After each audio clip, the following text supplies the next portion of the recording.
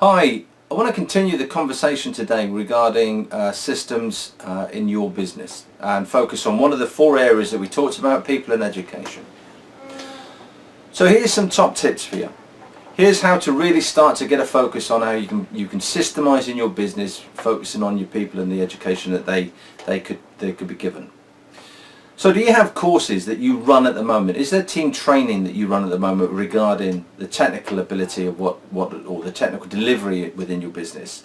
Is there courses that you can run on communication skills and improving those, being customer facing, sales process, marketing, conflict resolution perhaps, maybe a financial course? You know, when you have a look and take your organisational chart that you've produced, have a look at your organisational chart and all those particular roles and responsibilities you have there. What training specifically do your team require in those particular areas? What training program can you put in place? Maybe something that has a tiered approach to it, that, you know, a new entry to the business can come on at a particular level, and then there's a series of training criteria to move along. What about having an induction program? Is there an induction program for new employees, new team members in your business? If not, it's a great system to bring somebody on board and make sure all of the basic fundamentals that they're going to require to need to know are in place. Do you run team building exercises, team building days? Is there a focus and a notion that you will actually have occasion where you'll bring the team together in order to bond at a greater level? And in that vein, what about team skills days? So actually creating a better skill that the team embrace. So do you run team skills days? Do you have personal contracts in place? So for instance, somebody who comes in, or positional contracts, so if somebody who comes into the business, they know specifically what their roles and responsibilities are. It's not a woolly affair of coming in and you're going to be sales and you'll work on the tills, but actually driving down the detail and giving them their contract, their positional contract, so they know what their roles and responsibilities are. From my military days, we were very much focused on always creating redundancy within the team. So you would have the platoon commander, yet the platoon sergeant would always be trained in being able to deliver the platoon commander's role, and likewise the platoon commander would be able to deliver the platoon sergeant's role, so that there was a level of redundancy should something happen to one of them, and that went right the way down through the chain of command. What's that in your business? What key players do you have, and what redundancy have you got in place? Is there a system that you could put in place to actually create redundancy within your teams? Here's a really nice simple one, and a great place to get a focus and certainly get some feedback from the team is there a social club that your business has? Is there some social activity that you're able to engender within the team? That it may be, on a monthly or quarterly basis there is a get together.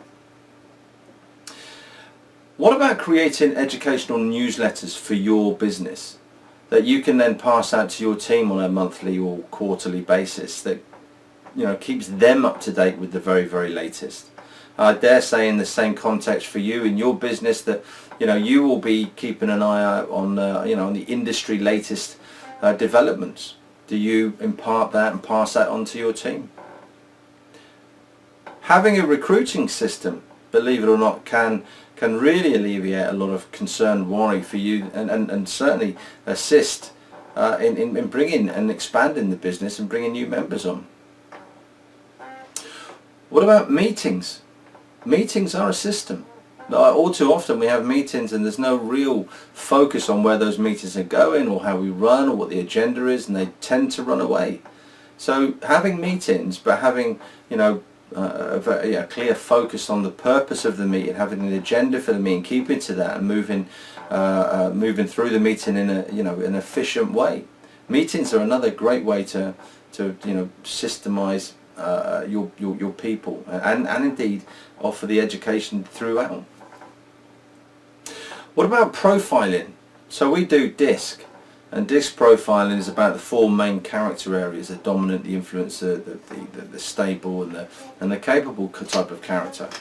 You know, Have you educated your team? Do you indeed know who's who in your team and what the relationships are like? You know, profiling can help in a number of different ways to really build and go back to that team bonding side of life, to really build those relationships. And there's many more. Well, last one I'd like to finish on is, actually, do you have the rules of the game in place? Have you created what the expected behaviours are? Do you know what they are? All too often, if you haven't had any impact on or involvement in the rules of the game, they will exist within your workplace and your workforce. So people in education today, real big one in terms of where you can get focused, and I've given you a few ideas there. If you want to know more, then do pop me a line, get in touch.